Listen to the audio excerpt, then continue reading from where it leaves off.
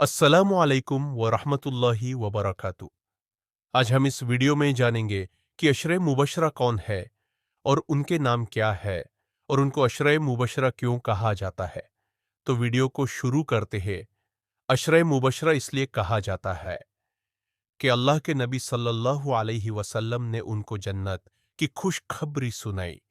यूं तो तमाम सहाबा जन्नाती है, लेकिन इन 10 सहाबा को अल्लाह के नबी ने एक ही मजलिस में जन्नाती होने की बशरत दी, इसलिए उनको अशरे मुबशरा कहा जाता है।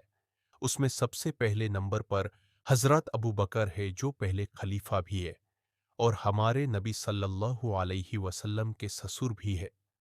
दूसरे नंबर पर हजरत उमर रजी अल्लाह तला अन्हु है, जो दूसरे खलीफा है और हमारे नबी के ससुर भी है।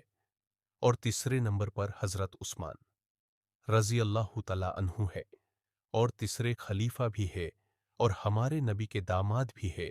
और नंबर 4 पर आते है हजरत अली, जो चौथे खलीफा भी है और उनके निकाह में हमारे नबी की सबसे लाडली बेटी हजरत फातिमा थी।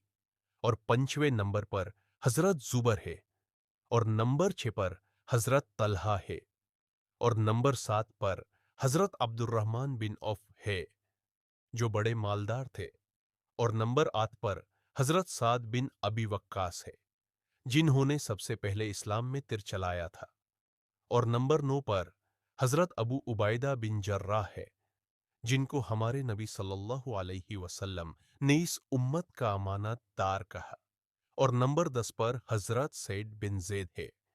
इसी तरह इस्लामिक जानकारी के लिए हमारी चैनल को सब्सक्राइब करें